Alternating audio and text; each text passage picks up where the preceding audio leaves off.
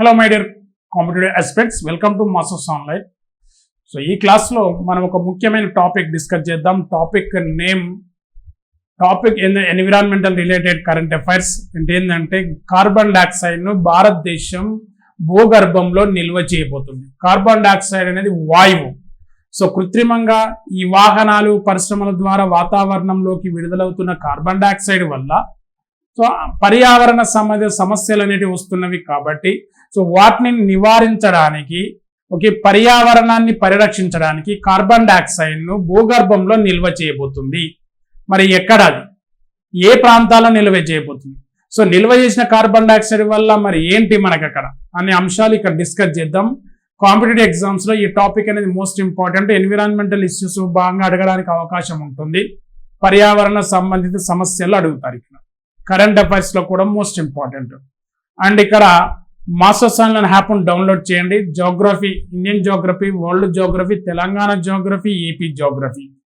Next ఇతర మన subjects తీసుకున్నట్టయితే పాలిటీ, ఆర్థమెటిక్, రీజనింగ్ క్లాసెస్ కూడా మాస్టర్స్ ఆన్లైన్ యాప్లో అవైలబుల్గా ఉన్నాయి. డౌన్లోడ్ చేయండి, క్లాసెస్ని యాక్టివేట్ చేసుకోండి. సరే, టాపిక్ వచ్చేసి ఏమన్నాను, CO2.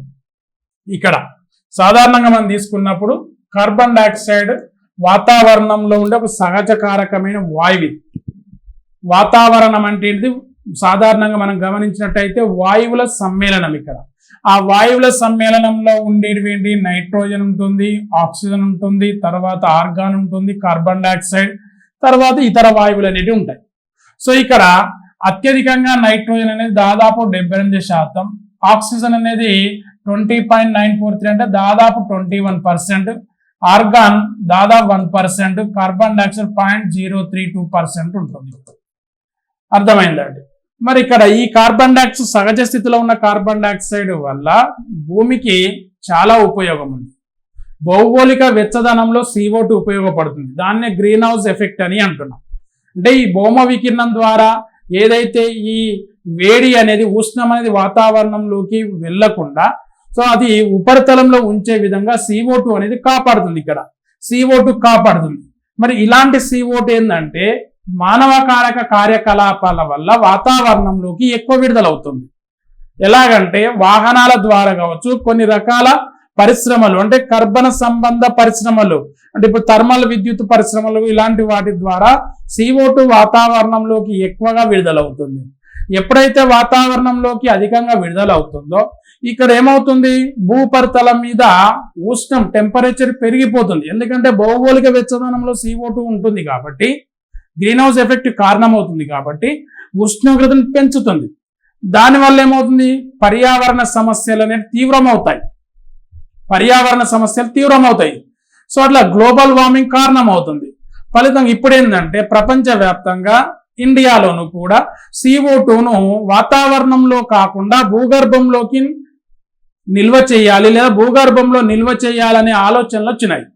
సో మరి మనం భారతదేశ వ్యాప్తంగా తీసుకున్నప్పుడు, మన ఇండియాలో తీసుకున్నప్పుడు ఏంటంటే ప్రధానంగా NGRI అంటే నేషనల్ CSIR అండ్ NGRI సంస్థల ఆధ్వర్యంలో జరుగుతున్న ఒక ఆపరేషన్, ఒక ప్రాజెక్ట్ ఇది.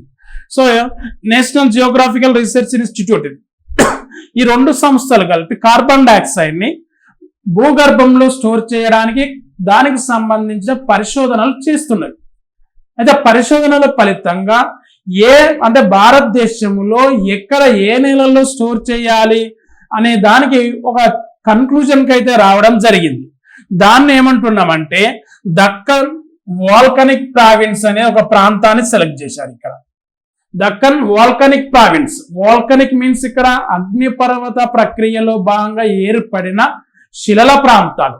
దాని దక్కన్ ప్రావిన్స్ అంటే దక్కన్ వాల్కనిక్ ప్రావిన్స్ అంటాం. మనము సింపుల్ గా తీసుకున్నట్టయితే దక్కన్ పీఠభూమి, ఇండియన్ జోగ్రఫీలో మనం చెప్పుకుంటాం దక్కన్ పీఠభూమి అని.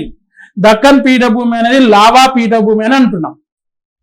దాదాపు 5 నుండి 6 లక్షల చదరపు కిలోమీటర్ల విస్తీర్ణంలో ఉండి ఇది పశ్చిమ నుండి తూర్పు మరియు ఆగ్నేయ దిశలో వాలి ఉంటుంది అనేది మనం ఇండియన్ జాగ్రఫీలో వెల్ నోన్ ఏరియా. ఈ ఏరియా ఇలా ఉంటుంది ఇక్కడ. ఈ విధంగా సో మనకి విస్తరించి ఉంటుంది ఈ ప్రాంతం. ఈ లావా ఘనీభవించి ఇక్కడ శిలలన్నీ, అంటే ఇక్కడ లావా ఘనీభవించి శిలలుగా మారినాయి. వాటిని అగ్నిశిలలు అంటున్నాం. Basalt rocks, granite rocks, gneiss rocks Archean, Dharwar ఇలాగ ఏర్పడ్డాయి. సో దాంట్లో మరి అలాంటి దక్కన్ వాల్కనిక్ ప్రావిన్స్ లో ఏమవుతాయంటే ఈ శిలల మధ్య ఇవన్నీ పొరలుగా ఘనీభవించాయి కాబట్టి ఆ శిలల మధ్య CO2ను స్టోర్ చేయాలి అనేది ఇవి పరిశోధనలు చేస్తున్నాయి. Very important.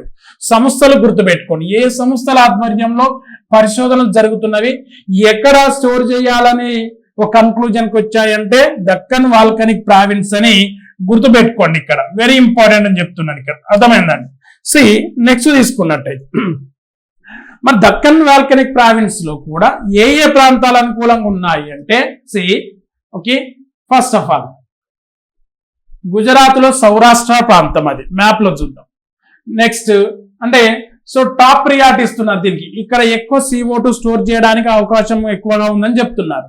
Then Mumbai, Pune, Nashik corridor, Maharashtra Mumbai, Pune, Nashik corridor లో అక్కడ బసాల్ట్ శిలలు ఉన్నాయి, ఆ శిలల మధ్య స్టోర్ చేయొచ్చు అని చెప్పారు. దెన్ మూడవది ఇండోర్ రీజియన్, మధ్యప్రదేశ్. అర్థమైందా అండి? Saurashtra, Mumbai, Nashik, Nanded region, okay, Mumbai, Pune, Nashik region, then Indore, Madhya Pradesh. ఈ 3 ప్రాంతాలు దక్కన్ వాల్కనిక్ ప్రావిన్స్ లో భాగం. ఇది ద్వీపకల్ప పీఠభూమిలో భాగం ఇది. సో ఈ ప్రాంతంలోని శిలలు అంటే ప్రధానంగా అంతర్గమ అగ్నిశిలలుగా ఉన్నాయి, బసాల్ట్. ఈ బసాల్ట్ శిలల మధ్యలో స్టోర్ చేయాలని CSR NGRI డిసైడ్ అవుతున్నాయి, పరిశోధనలు జరుగుతున్నాయి ఇక్కడ. సో అట్లా అక్కడ స్టోర్ చేయడం వల్ల వాతావరణంలో CO2 శాతం తగ్గుతుంది, కృత్రిమంగా విడుదలయ్యే CO2 తగ్గుతుంది, పర్యావరణాన్ని పరిరక్షించవచ్చు అని చెప్తున్నారు. మరి ఇంకొకటి, ఇక్కడ భూగర్భంలో స్టోర్ చేయడం వల్ల జరిగే పరిణామాలు ఏంటి కూడా ఆలోచించవచ్చు. దానివల్ల సో భూగర్భం నుండి మళ్ళీ ఉపరితలంలోకి రావచ్చు కదా CO2, దానివల్ల ఇంకేమైనా ప్రతికూలమైన ప్రభావం ఉండొచ్చు అనే పరిశోధనలు కూడా చేస్తున్నారు. అయితే సో దానికంటే ముందు CO2ను భూగర్భంలో నిల్వ చేయడం వల్ల మనకు జరిగే నష్టం కంటే లాభాలు ఉన్నాయని చెప్తున్నారు. ఏ విధంగా, ఎక్కడ నిల్వ చేయబోతున్నారు? ఫస్ట్ ఆఫ్ ఆల్ తీసుకున్నట్టయితే ఇది బసాల్ట్ బెల్ట్. ఇది for example okay, Deccan volcanic province లో బసాల్ట్ శిలల మధ్య ప్రాంతం, CO2 బ్లూ కలర్ లో ఉన్న ఈ CO2 ప్రాంతం, ఈ CO2 వాయువుని ఇక్కడ చేస్తున్నారు. CO2 వాయువు కాకుండా వాయువుతో పాటు వాటర్ పంపిస్తారు. ఇక్కడ CO2 వాటర్ రెండింటిని పంపిస్తారు. సో అది ఆ వాటర్ లో CO2 ఏమవుతుంది, డిజాల్వ్ అవుతుంది, కరుగుతుంది అక్కడ. సో కరిగి ఇక్కడ తీసుకున్నట్టయితే ప్రధానంగా ఈ ప్రాంతం అంతా బసాల్ట్ రాక్ అనేది ఈ మొత్తం ఇది ఒక బెల్ట్ లాగా ఉంటది ఇక్కడ మనకి ఏంది భూగర్భంలో. ఓకే, సో అక్కడ స్టోర్ చేస్తున్నారు. అక్కడ స్టోర్ చేయడం వల్ల ఏమవుతుంది, ఇక నెక్స్ట్ ఇది క్రమక్రమంగా ఆ నీటిలో డిజాల్వ్ అయిపోయి ఒక కార్బోనిక్ రిలేటెడ్ మినరల్స్ గా రూపాంతరం చెందుతుంది. కార్బోనిక్ మినరల్స్ గా మనకు రూపాంతరం చెందుతుంది, లేదా ఏమవుతుంది, కన్వర్ట్ అవుతుంది, మాడిఫై అవుతుంది. ఇక్కడ అలా మాడిఫై అవ్వడం వల్ల ఏమవుతుందంటే మనకు ఆర్థిక పరమైన కొంతవరకు ఉపయోగాలు ఉండడానికి అవకాశం ఉంటుంది అని చెప్తున్నారు. ఇక్కడ అర్థమైంది. భూమి అంతర్భాగంలో బసాల్ట్ రాక్, ఇది బసాల్ట్ శిలల బెల్ట్ ఇది. ఓకే, సో అక్కడ ఏమవుతున్నాయి, వాటి ఉపరితలములో ఈ శిలల మధ్య దీన్ని మినరల్స్ గా స్టోర్ చేస్తున్నారు. అర్థమైందా అండి? సో అట్లా చేసి దానికి మనకు నష్టం లేకుండా చేయబోతున్నారు. అది CO2కు సంబంధించి మరి ఇక్కడ అండర్ గ్రౌండ్ లో రిజర్వ్ ఏరియా. మరి ఎక్కడ చేస్తున్నారు? ఇక్కడ మన ద్వీపకల్ప పీఠభూమికి సంబంధించిన area. This is the Saurashtra region. అర్థమైందా అండి? ఇండోర్ అండ్ ఇది భోపాల్ రీజియన్. నెక్స్ట్ ఇక్కడ ఏంది, ముంబై, పూణే, నాసిక్ రీజియన్. ఇక్కడ ఈ ప్రాంతాలు ఇక్కడ నిల్వ చేయడానికి అవకాశం ఉంది. ఎందుకంటే ఇది మొత్తం దక్కన్ వాల్కనిక్ ప్రావిన్స్, దక్కన్ పీఠభూమి. దాదాపు 5 నుండి 6 లక్షల చదరపు కిలోమీటర్ల విస్తీర్ణంలో ఉంటుంది. భారతదేశంలో అతిపెద్ద పీఠభూమి దక్కన్ పీఠభూమి. అట్లా అగ్నిపర్వత ప్రక్రియలో భాగంగా ఏర్పడింది కాబట్టి శిలలు ఎక్కడేమవుతున్నాయంటే ఇక్కడ పొరలుగా ఏర్పడ్డాయి. ఆ పొరలు దాదాపు 1800 నుంచి 1900 మీటర్ల మందంతో ఘనీభవించాయి. అర్థమైందండి? సో ఘనీభవించాయి. దాన్నే ఇంకో రకంగా ఏమంటారంటే జాగ్రఫికల్ గా దక్కన్ ట్రాప్స్ అని అంటారు, దక్కన్ నాపలు అంటారు. అర్థమైందా?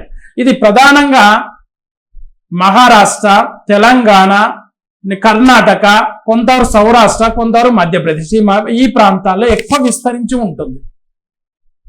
ఓకే, సో ఆ విధంగా ఇక్కడ ఘనీభవించిన శిలలే సో మూలకాల రసాయన సమ్మేళనం వల్ల విలువైన ఖనిజ సంపదగా మారినాయి. దక్కన్ పీఠం తీసుకోండి, మనకు ఇనుము లభిస్తుంది, మాంగనీస్ లభిస్తుంది, రాగి లభిస్తుంది.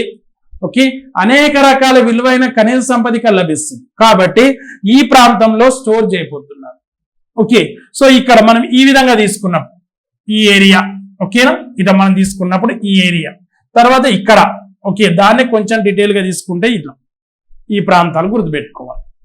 ఓకే రైట్, ఇది CO2ను భూగర్భంలో నిల్వ చేసే విధానం. దాన్ని కొంచెం చాట్ లాగా తీసుకుంటే dissolve in water carbonic acid గా మారుతుంది. ఓకేనా, సో అలా ఆ విధంగా మారుతుంది. మారి మనకు కార్బోనిక్ మినరల్స్ గా మారడానికి అవకాశం ఉంది. దానికి ఏంటంటే ఒక రకమైన టెంపరేచర్ అండ్ ప్రెషర్ కారణం అవుతుంటాయి. ఓకే, ప్రోడక్ట్ ఏంటి, స్టాబుల్ కార్బోనేట్ మినరల్స్ గా ఇది మారుతుంది అని అంటున్నారు. సరే, అది ఆ ప్రయోగం అనేది ఏ స్థాయి వరకు వెళ్తుందో మనం చూడాలి. కానీ మనం పోటీ పరీక్షల్లోకి మనం అడగడానికి అవకాశం ఉన్న ఏరియా ఏంటంటే CO2ను భారతదేశంలో ఎక్కడ స్టోర్ చేయబోతున్నారు. CSIR అండ్ NGRA ఆధ్వర్యంలో Deccan volcanic province. Deccan volcanic province లో ఎక్కడ, Saurashtra, Mumbai, Pune, Nashik corridor. Okay, and Indore region, Madhya Pradesh. ఇంత ముందుకు జార్ఖండ్ దగ్గర కూడా పరిశోధన చేశారు. మేబీ కంటిన్యూ అవుతున్నాయి అక్కడ కూడా. సో ఇవి గుర్తుపెట్టుకోండి, ఈ 2 అంశాలు మీరు గుర్తుపెట్టుకోండి. ఇది most important. Okay, thank you very much.